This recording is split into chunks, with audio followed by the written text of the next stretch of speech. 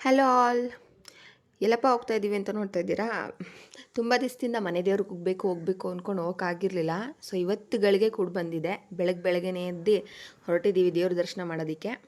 ನಮ್ಮನ್ನ ಕಾಯೋದೇ ನಮ್ಮ ಮನೆ ದೇವರುಗಳು. ಸೊ ಹಂಗಾಗಿ ನಮ್ಮ ಕರ್ತವ್ಯ ಏನಿದೆ ಅದನ್ನು ಚಾಚು ತಪ್ಪದಂಗೆ ನಾವು ಮಾಡಲೇಬೇಕಾಗುತ್ತೆ ಕೆಲವೊಂದು ಸಂದರ್ಭ ಬಂದಾಗ.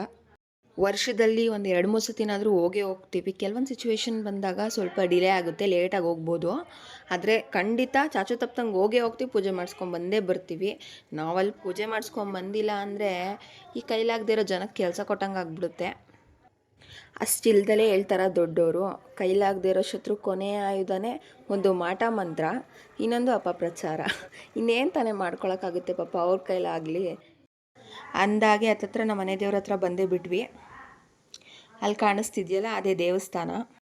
ಏನೇ ಆಗಲಿ ಎದುರುಗಡೆ ನಿಂತ್ಕೊಂಡು ಮಾತಾಡೋ ಇಲ್ಲ ಹೊಡೆದಾಡೋ ಬಗೆಹರಿಸ್ಕೊಂಡ್ಬಿಡ್ಬೋದು.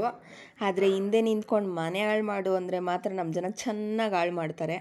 ದೇವಸ್ಥಾನದ ಗುಡಿ ಒಳಗೆ ಬಂದ್ವಿ. ದೇವ್ರಿಗಿನ್ನ ಅಲಂಕಾರ ಮಾಡ್ತಾಯಿದ್ರು. ಸೊ ನನ್ನ ಮಗಳಿಗೆ ಏನೋ ಒಂಥರ ಎಕ್ಸೈಟ್ಮೆಂಟು, ಆ ಕಡೆ ಈ ಕಡೆ ಎಲ್ಲ ನೋಡ್ತಾ ಇದ್ಲು, ಒಂಥರ ಖುಷಿ ಅವಳಿಗೆ. ಈ ಪುಟ್ಟ ಪೂಜಾರಿ ನೋಡಿ ಎಷ್ಟು ಮುದ್ದಾಗಿದ್ದಾನೆ ಪಂಚಶಲ್ಯದಲ್ಲಿ ನೋಡೋದಕ್ಕೆ.